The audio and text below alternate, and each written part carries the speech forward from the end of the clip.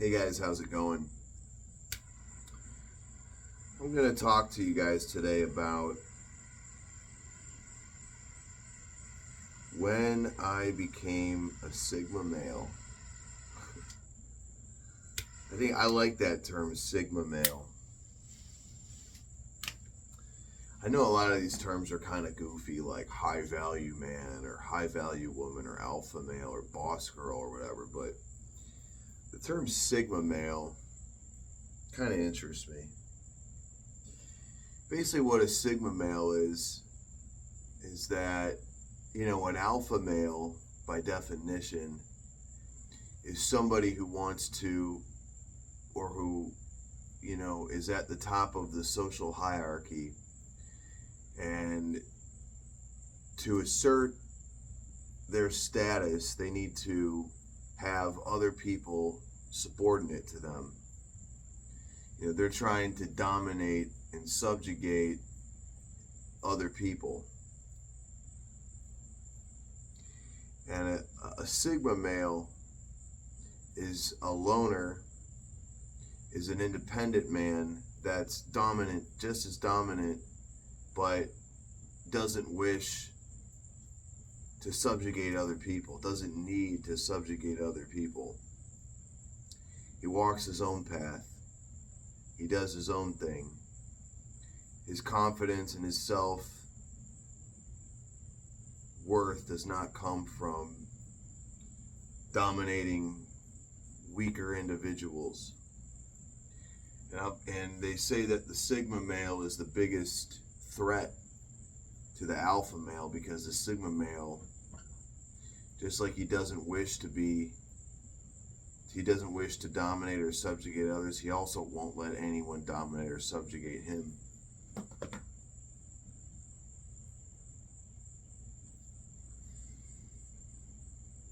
I think a lot of martial artists would fall in that category as Sigma males, because martial arts is you against you. It's really you against you. But in a ring and sparring, it's you against the other guy. It's not your team against the other team. It's you against the other guy. There's no real teamwork. I mean, there's teamwork in terms of when you're training together and you're learning a different move or whatever, but there's it's you against the other guy. That's it. If you're a great receiver and it doesn't matter that your quarterback's shitty, because there is no quarterback and receiver. There's just you against the other guy. And because there's not an emphasis of a team, it tends to attract more people of that personality. But you're also learning a skill that, if applied properly, you can really fuck somebody up. With the purpose of being able to do that, whether it's in a ring or whether it's out on the streets to defend yourself, or whether it's you're in law enforcement and you need to subdue an assailant. You are learning a skill that is designed to hurt other people. Now, what you do with that is on you.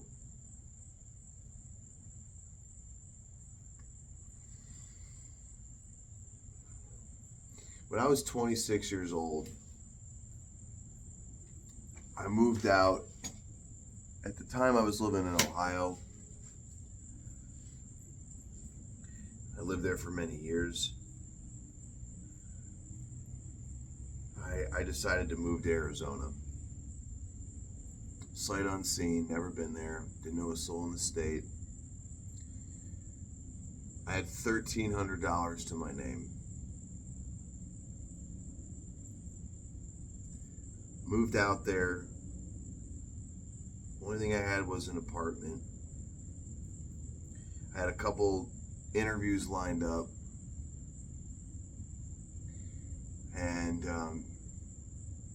didn't get any of them. It took me a while to get it, because I had gotten in some trouble for fighting. And it came up on my criminal record, and I didn't get the job that I was interviewing for. And it would have been a good job. Would have been like, at the time I probably would have made like 80 grand a year, which at 26 is pretty fucking good. So I really struggled a lot. I lived in a shitty 1-bedroom apartment. I didn't have a bed for the first 3 months. I slept on the floor. I would go to sleep. I would eat rice and beans and fucking barbecue sauce. Like I had no money. I had to go on food stamps.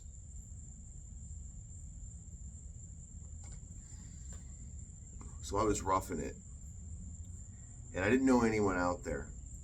And so I didn't have anyone to go to talk to hang out with. I was really, truly alone.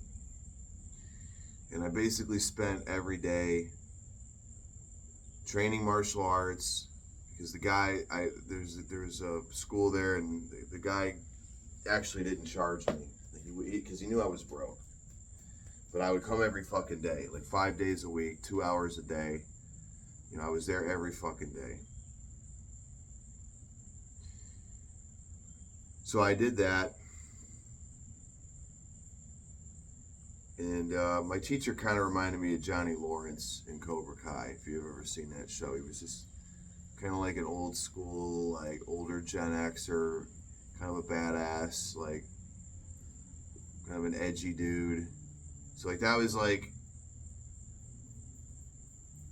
really the only social interaction I ever really had on a consistent basis. And I was, I never really was a big drinker.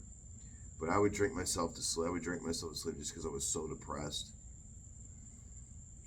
Not every night, but like more than, well, not really that much. But I mean, it definitely happened. I definitely had my nights where I did that.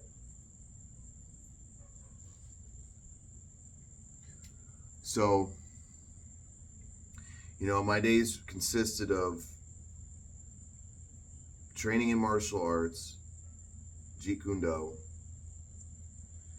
running in the mountains, like hiking in the mountains, reading books, and going to the gym.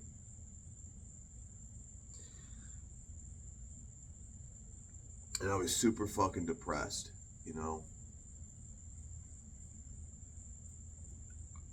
And I like to say that, I became a man out there. I became a survivor out there. I had some really fucking rough times. I had to live on the side of a fucking mountain in Mount Lemmon, which is the biggest mountain in Arizona, right outside of Tucson, for like 2.5 weeks. I lived out of my car for a couple months. I really roughed it.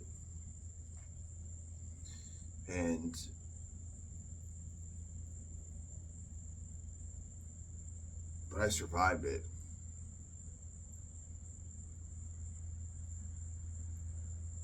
And I never robbed anybody. I never fucked anyone over.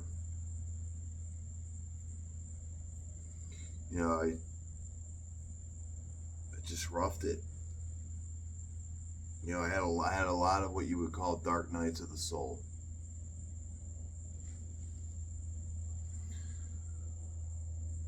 And when that happens, when you go through emotional pain like that, and you go through, really facing yourself. It was at that time that I started to understand that I had some issues, mental health issues, but I wasn't ready to really do anything about it like I am now. I mean, I didn't know who I was. I was trying to find out who I was. I was trying to form my identity.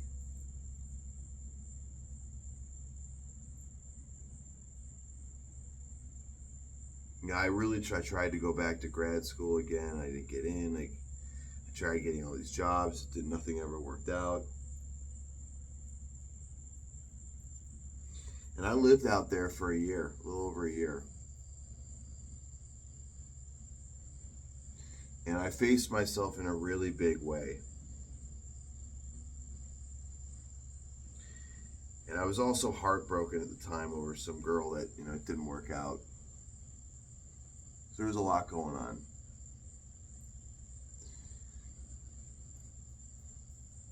And I'll say this.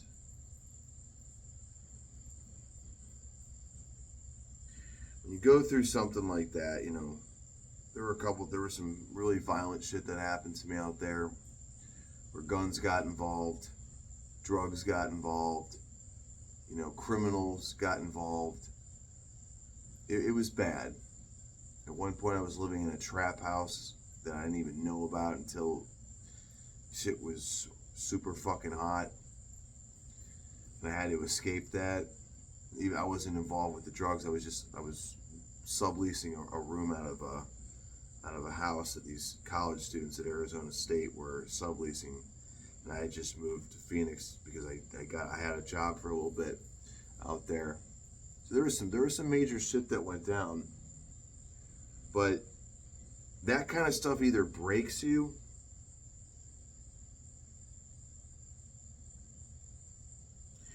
or what it did for me is it made me realize that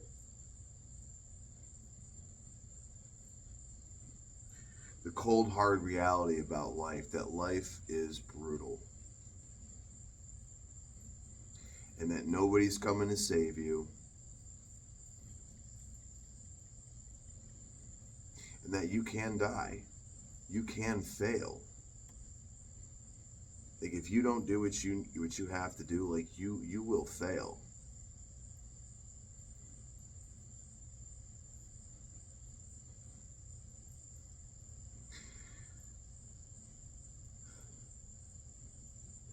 It also did show me that there were good people. There's people that do care.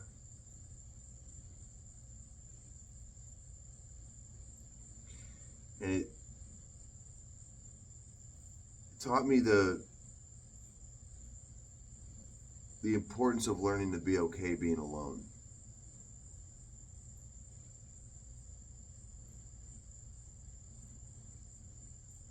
And that if you want to be a real man, you have to be okay with yourself when you're not putting on an act in front of other people getting validation. Like when you're all alone and you look in the mirror, do you respect what you're seeing? And despite the fact that I was poor, that I was completely fucking broke, living out of the side of a mountain in a tent, going to sleep with a shotgun close to the vest because there's fucking mountain lions and bears out there.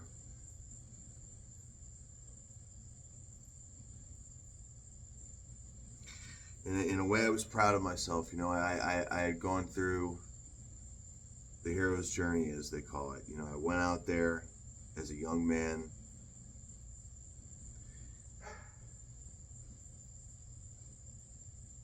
And I experienced life in a very intense way, in a very hard way, in a rough way.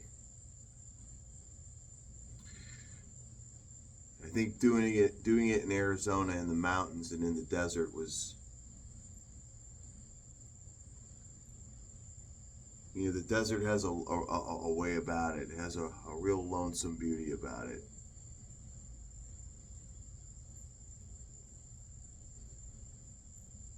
But I became a man out there. I became okay with just sitting alone.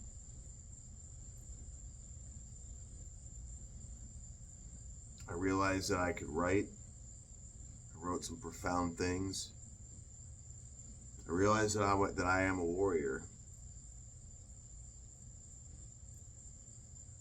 Because that's what I was devoted to. I was devoted to martial arts, learning, reading, writing.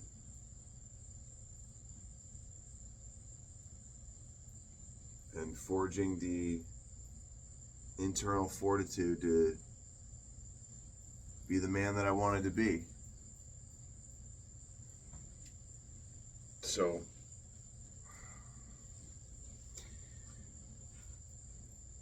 and that Sigma male describes me perfectly. And I think that's pretty cool.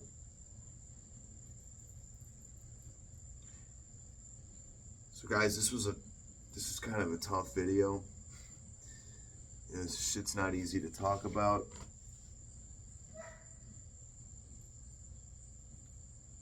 But I hope that this helps somebody out there.